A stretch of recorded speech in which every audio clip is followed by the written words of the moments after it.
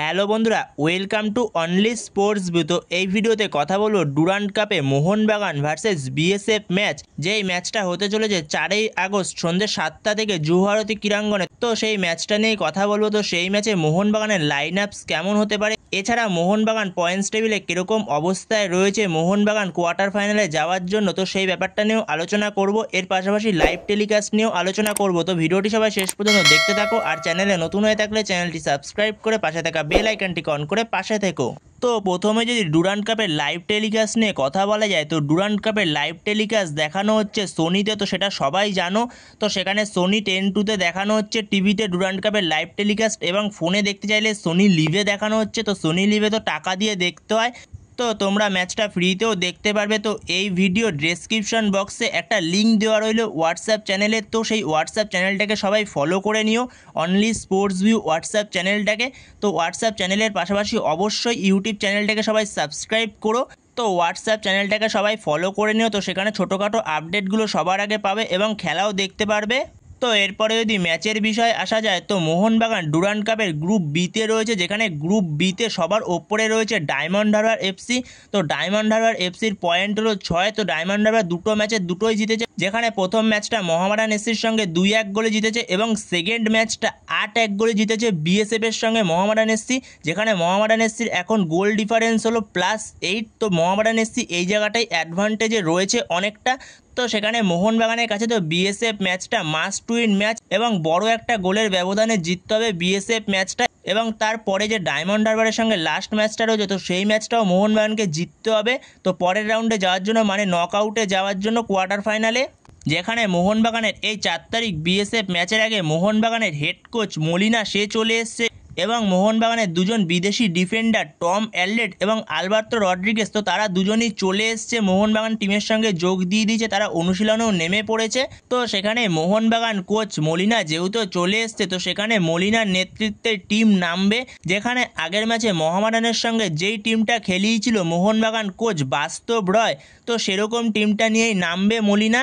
তো সেখানে আশা করছি মলিনা এই টিমটাতে খুব একটা চেঞ্জ করবে না, যেখানে আপুয়া আগের দিন রেড কার্ড দেখেছে, তো আপুয়ার জায়গাটায় শুধু চেঞ্জ হবে, এছাড়া 2-1টা চেঞ্জ করতে পারে মলিনা।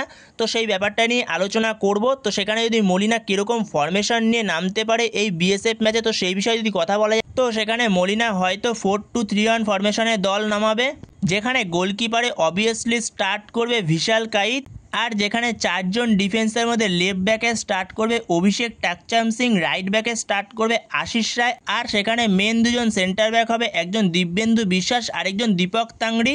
এরপরে মাঝমাঠে দুজন স্টার্ট করবে, যেখানে অভিষেক সূর্যবংশীর সঙ্গে অনিরুদ্ধ থাপাকে স্টার্ট করাবে। এছাড়া দুদিকের উইং থেকে, লেফট উইং থেকে আগের দিন যেমন লিস্টান ক্লাসও স্টার্ট করেছিল, তো লিস্টান ক্লাসও স্টার্ট করবে, আর রাইট উইং থেকে স্টার্ট করবে কিয়ার নাসিরি, আর as a attacking midfielder number 10 রোলে সেই জায়গাটায় খেলতে পারে সাল আব্দুল সামাদ। তো যেহেতু এই ম্যাচে আপুয়া নেই, তো সেই কারণে আপুয়ার জায়গায় অনিরুদ্ধ থাপাকে খেলাবে, আর নম্বর 10 অ্যাটাকিং মিডফিল্ডার রোলে যেহেতু সাল আব্দুল সামাদ সে যোগ দিয়ে দিয়েছে টিমের সঙ্গে, সে অনুশীলনও করছে, তো সেখানে সাহালের স্টার্ট করার একটা পসিবিলিটি রয়েছে। তো সেখানে সাহাল স্টার্ট করতে পারে নম্বর 10 অ্যাটাকিং মিডফিল্ডার রোলে, আর সেক্ষেত্রে ওপরে একজন নম্বর 9 স্ট্রাইকার পজিশনে স্টার্ট করবে সুয়েল ভাট। তো মোহনবাগান কোচ মলিনা এরকমই টিম নিয়ে নামবে।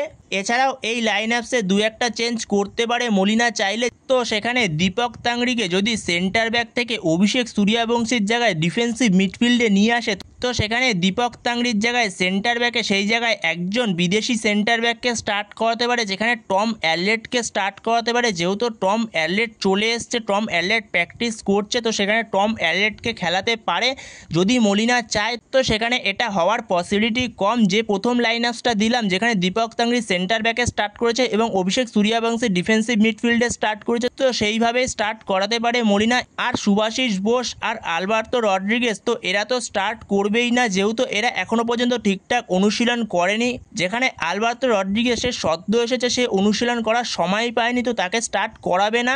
তো সেখানে এরকমই লাইন আপস হতে পারে মোহনবাগান কোচ মলিনার।